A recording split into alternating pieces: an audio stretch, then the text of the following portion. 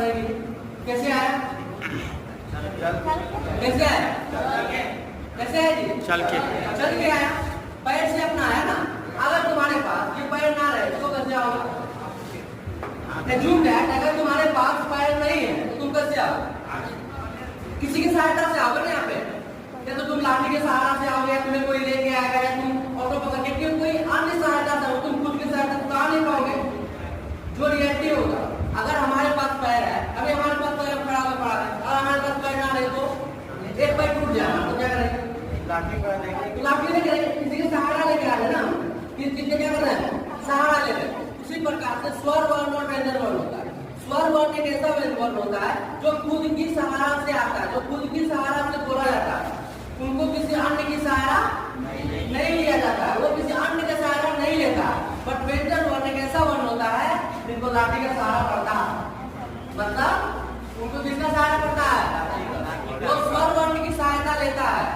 और स्वर वर्ण एक ऐसा वर्ण है जिसको किसी अन्य वर्ण की सहायता, सीधा आपको समझ जाए। जैसे ही हम बोले कि स्वर वर्ण व्यंजन वर्ण, आपको परिभाषा रखने की कोई जरूरत नहीं, बस इतना समझिए कि स्वर वर्ण ऐसा वर्ण को अपने मन में चुन लीजिए जो बिना किसी की सहायता से बोला जाता है। किसकी सहायता बोला जाता है?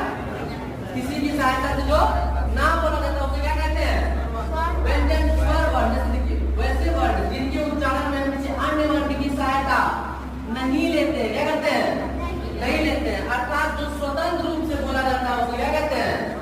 उसको बोलने में हम किसी अन्य वर्ण की सहायता नहीं लेते, स्वतंत्र है।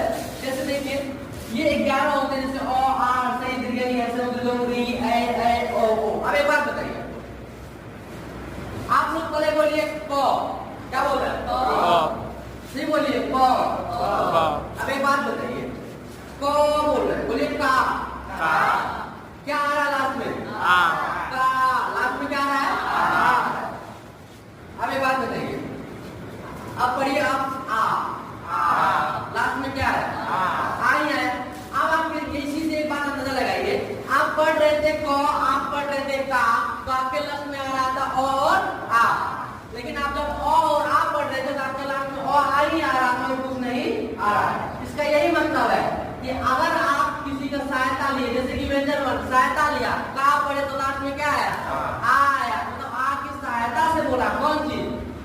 स्वर व्यंजन वर्ण किसकी सहायता से बोला गया? आ की सहायता से बोला गया।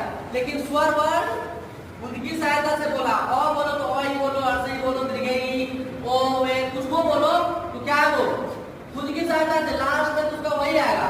लेकिन अगर तुम व्यंजन वर्ण बोल रहे हो तो उसके लास्ट में तुमको स्वर वर्ण की सहायता लेना ही पड़ेगा।